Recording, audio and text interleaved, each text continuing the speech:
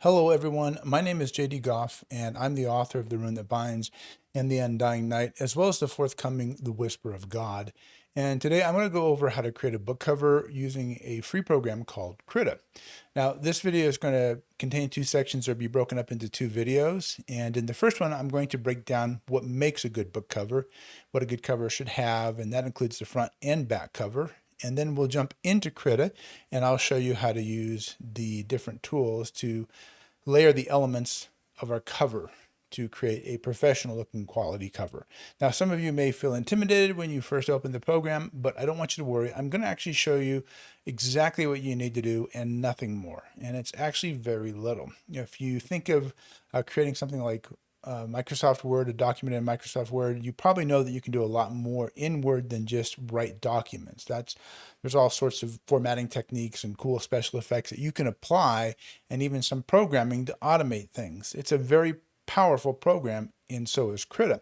But what most people use Word for is to write letters, or in our case, books. You don't need to know how to do everything in Microsoft Word to produce something with Microsoft Word. And that's the same approach we're going to take with Krita. You don't need to know how to do everything in Krita in order to create a book cover with Krita. So don't let all the controls intimidate you. We're only going to use a few, and all we're going to do is take some existing elements we find somewhere else and bring them together. It's almost like cut and paste. And we're going to work with the text a little bit so that you have a cool looking effect. And I know you know how to write, so that's going to be pretty easy too. Krita is every bit as powerful as Adobe Illustrator, but we don't care about that. We're going to stay away from all the fancy tools and just use it to create a collage of the elements we want.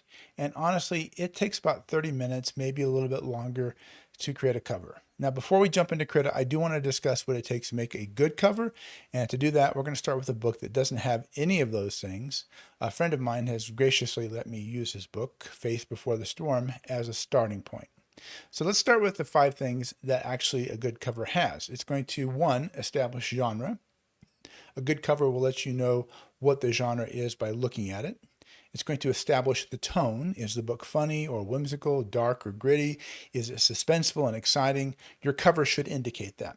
It should be visually interesting. It should draw the eye. There are lots of ways to do that, but I have a cheat code or a hack that works every time. It should suggest story. We'll talk more about that in a moment. And finally, it should show action. And by that, I mean the figures should not be standing still like they're having their photo taken. They should be doing something or caught in the middle of doing something. I've got some books pulled up that we can look into to illustrate these points. So first of all, let's look at the Priory of the Orange Tree. Okay, so here we have the cover for the Priory of the Orange Tree, and this is an absolutely gorgeous cover. There's so much happening in this that I absolutely love.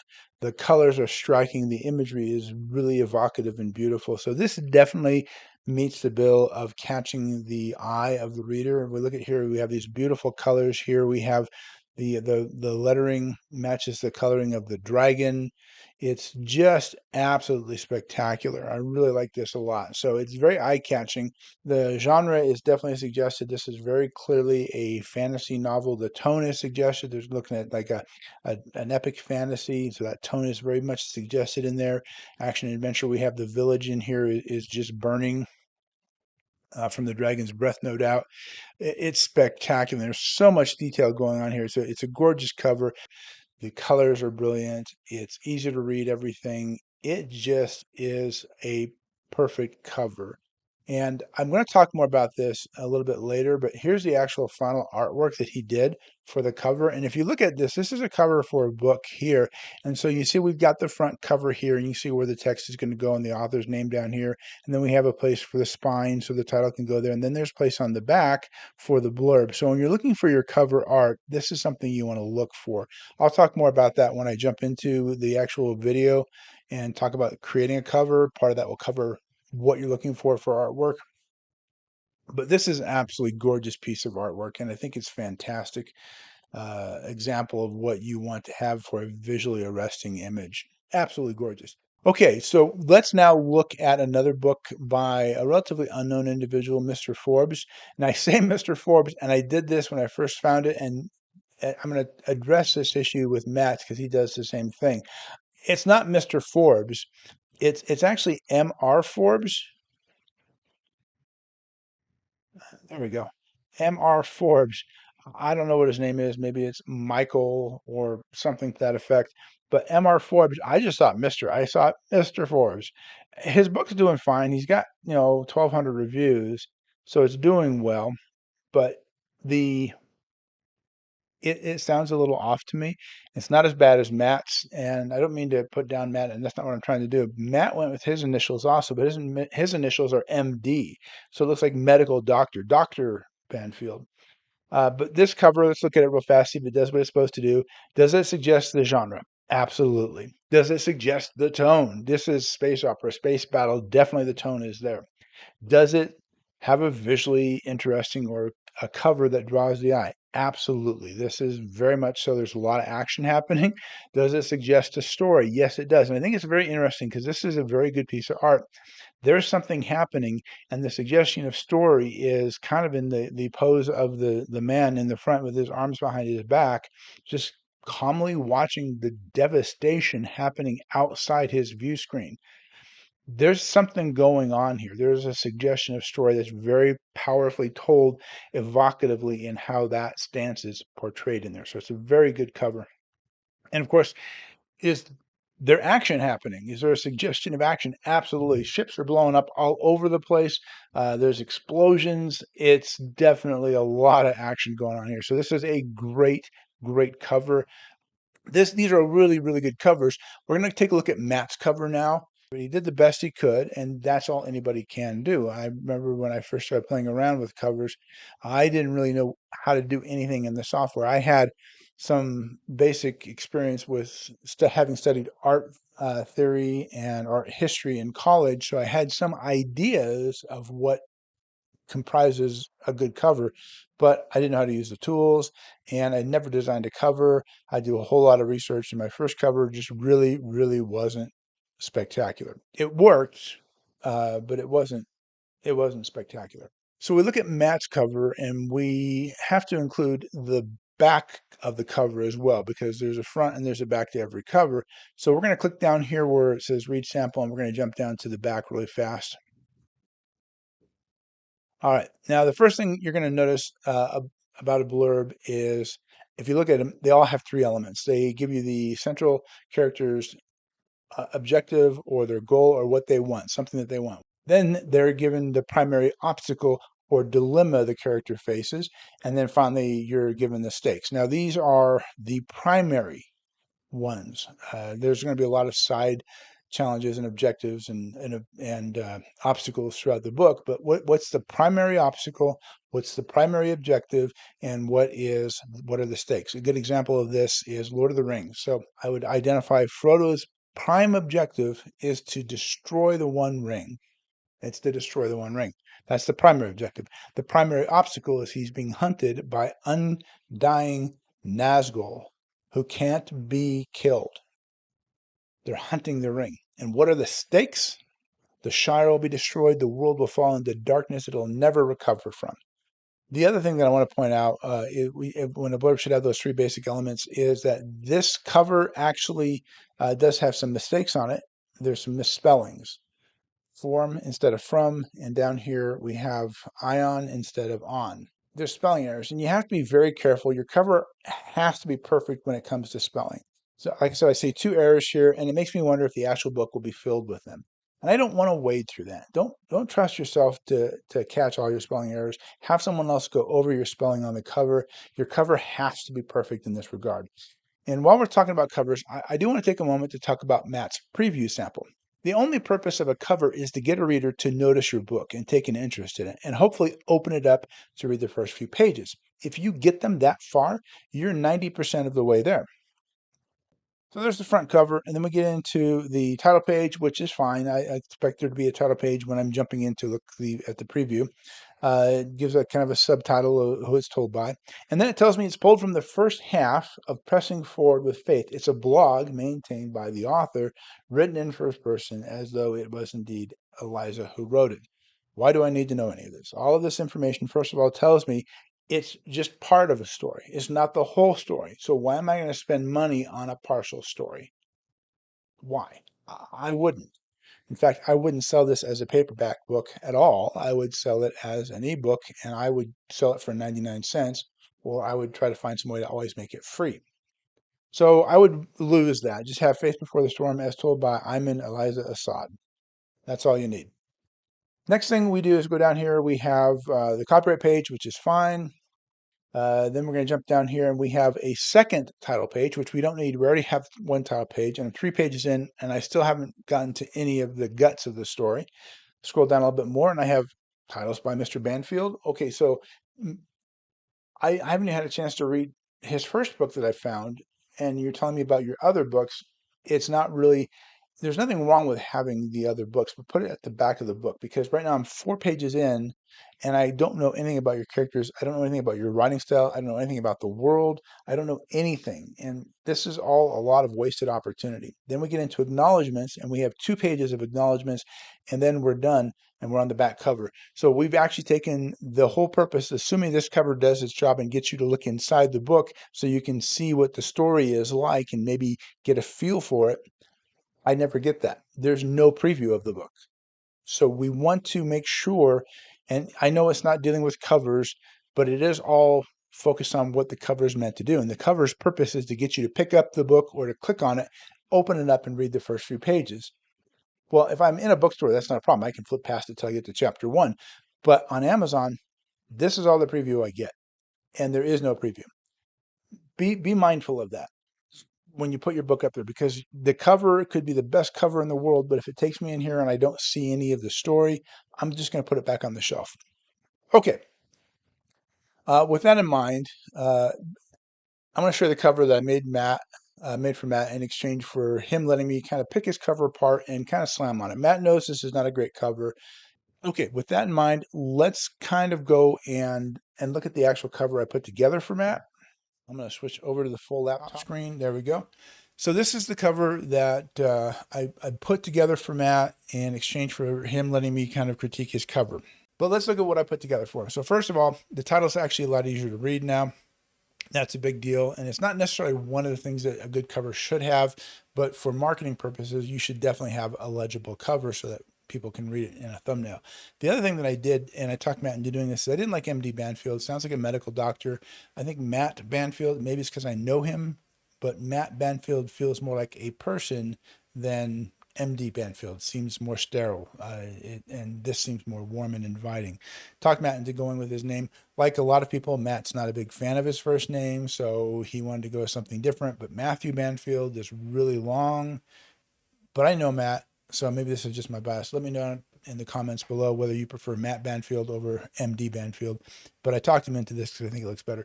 But when we look at the cover as it's designed now, you can see, first of all, does it suggest the genre? Well, it is. It's a drama. This is a dramatic story. This is a drama. Then the other thing is, does it suggest the tone? Well, there's definitely a tone of suspense or action or kind of a thriller sort of thing going on here. And that's done in part by putting the lightning strike in the eye. Faith Before the Storm, title suggests that. The lightning strike is a callback to the title, which is actually really kind of cool because the character's name in Arabic is Faith. It means faith. That's her name. So Faith Before the Storm, and the events in the story take place before Desert Storm. So what a cool title because of that cool play on words. So kudos to Matt on that. This is one of the best titles I've ever come across. I love it. Then we go to the next thing. Does it suggest a story? It definitely suggests a story. Is it interesting? I think I skipped that part. Is it interesting? And yes, it's definitely interesting because it taps into the psychology that we have as human beings of relating to or being drawn to other human beings. So when I see a person, my eye automatically goes to them. When I see a person staring at me, I'm going to kind of look at them. So we have eyes, we have a face here, we have a human figure.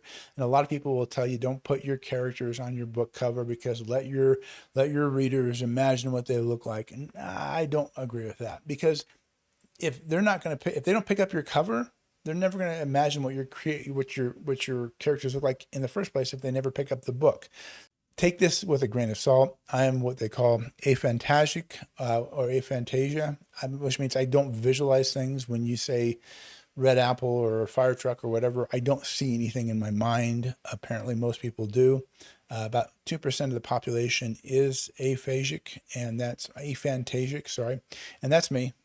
I can't see images. So for me, it's less important. When I'm reading a book, I'm not visualizing what the characters look like. It never even enters my mind. So maybe their advice is solid, but I don't think it's important. I take it with a grain of salt.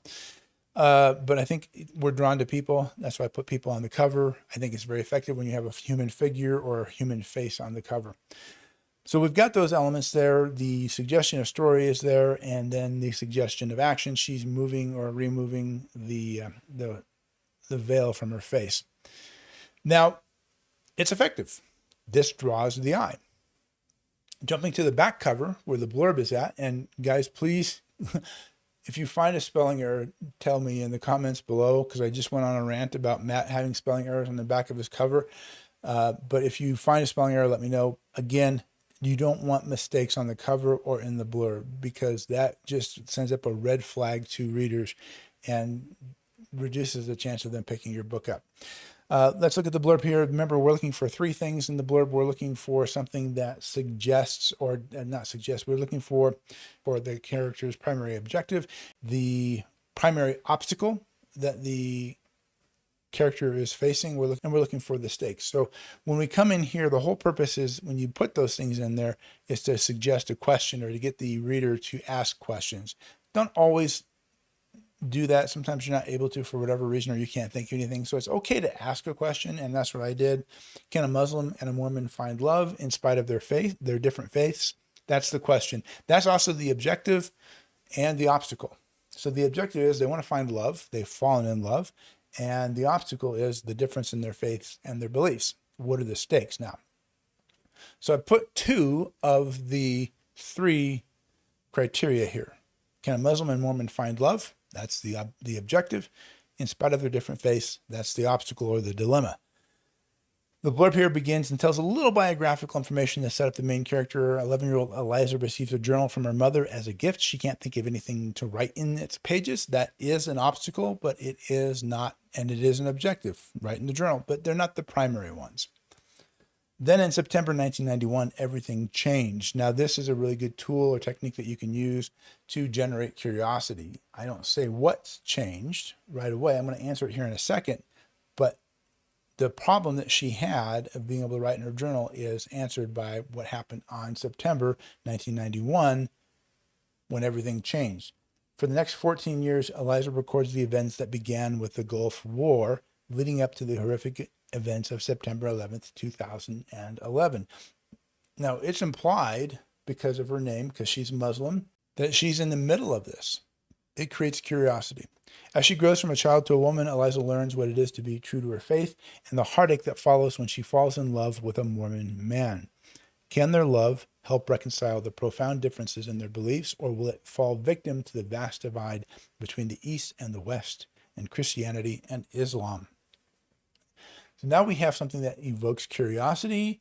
We have a question that's posed. We have a cover that hopefully draws the eye and gets somebody to pick up the cover and look inside. And all Matt has to do now is kind of fix his interior so that he has only one title page, one copyright page, and no acknowledgments or the list of other books. He's got 4 pages to work with where he can start getting into the story, and that should hopefully get the individual to pick up the book, buy it, and read it.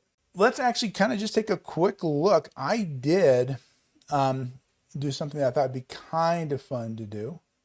And I took the cover and I put it over the top of his Amazon page. And when you look at it now, because you're going to be competing with a lot of different people, when you look at the Amazon page now, that compared to what we were looking at before, this cover doesn't really compete with the other books that are there. And Amazon's going to put books to compete with yours on your own book's page. That's the reality. So your book cover really has to stand out from that and not blend in, or in Matt's case, look like it's done by a self-published author. And that's kind of what the whole purpose of all of this was to create a book cover that is going to look really good and professionally done. And this took me about 30 minutes total time. It actually took me longer to find the artwork that I wanted to use for the background than it did to put everything together. That's pretty much it in a nutshell. And the whole purpose of what the video that I'm going to do is going to be is fairly straightforward. I kind of want to talk about, and this is the video that's coming out a little bit later. It's shot, it's finished. But what I want to talk about and cover is how to take this basic template that you can get from Amazon, and all we're doing is layering stuff into it. So how we'll use Krita is we'll actually go in and we will add. And like I said, it's really simple. It's a matter of layering things. You're not going to do a lot of creating. So you'll basically get a template. I'll show you where to get that. And you're going to add this element right here, which is your background art. It just goes right on top of that. And then you're going to add elements like the title and your author's name. Put them a couple places here and there. You're going to put it on the back. So you're starting, it's just, all you're doing is putting layers on top of each other. And it is literally that simple. Now there's a little bit of cool fancy stuff I did here. If you actually look at the Soul Survivor, you'll notice the astronaut is behind the lettering, but you can actually bring him forward inside Krita, and I'll show you how to do that. It's a really cool effect. But that's all that it really is. And this is and like the fact that I have this cover all, guys, I have shot the video for creating the cover from start to finish. We have one step: get the template, drop in some cover art, drop in 4 text elements, which are really easy. So there's like three steps that we've done so far. Add the blurb. That's 4 steps. You don't have to add the ISBN code. I do, but you don't have to. But that's 5, 6 steps. That's all there is to it. Now I'm oversimplifying it because there's lots of little sub steps to get those things in there. But this takes you about 30 minutes to 45 minutes to create a cover that looks like this. It doesn't take that long. It may take longer as you're getting familiar with how to use stuff, but that's what the next video is going to cover. And we're going to actually create this cover together. I'm going to show you guys how to do it. I'm not using Matt's cover to do it because I wanted to show you a real special element right here with the astronaut's helmet, how to take something that's in the background and bring it to the foreground. So that video I'm working on editing and cutting together, and it's taking a lot longer, but that is going to be forthcoming. And I'm going to show you how to create this cover or cover like this using all those elements in Krita. And that's pretty much the whole sum total of it. So guys, I am going to take just a quick second to tell you about my book. Bear with me. One of the things I'm going to do is I'm offering a discount code. If you've stuck it out this far, I'm going to give you a discount code, 2 for 1. You're going to get the first book and the second book in preparation for the launch of the third book. So there's a 4th book coming too, so it's just ways out, though that won't be till next year. The first book, The Rune That Binds, if you buy the first book over on my website, you got to get on my website, and it's going to be an ebook. You'll get the second book free, and you will actually get a link to download them, and you'll have instructions on how to actually add them to your Kindle or your ebook reader. It's super easy to do, and you'll get 2 for the price of 1, and it's a good deal. That's the best way to support me. I'm going to ask you guys to do that. Support me by buying my book. That's huge. If you do that for me, it's really going to help me justify the time it takes to make these videos. Like for instance, this video right here, total time to put together, recording time, a couple hours, retakes, technical glitches, things like that. Then I have to cut everything together, edit it, and upload it to YouTube, create the content, stuff like that. The Krita one there's 4 hours of video footage. It won't be that long. Don't worry about that. Just a lot of mistakes and things that didn't go smoothly in the filming part. But the best way to support me and justify the time it takes to make these videos, guys, is to buy my books or tell people about my books. So you know the rule. Hit subscribe, click the notification button so that you get notified when the how to create a cover using Krita drops. And go check out my website, links below. If you're not into dark fantasy, you don't like dark fantasy, then that's cool. I get that. You're fine. There's a store there where you can get some cool stuff that's not related to the book, some mugs, backpacks, hoodies, things like that have the iconography, but not the titles of the book. So you have this cool Celtic dragon that we just saw. You have this cool dragon head. Those kinds of things are going to be available for you. Thanks for watching, guys. I do appreciate it. It means a lot to me that you guys have found these videos useful. If you have any ideas or suggestions on how to improve them, or any ideas that you'd like me to do a video on, I'm planning on doing a video on how to use Scrivener in order to organize and write your book. Scrivener is not the program that I use, so I do have to research it and learn it.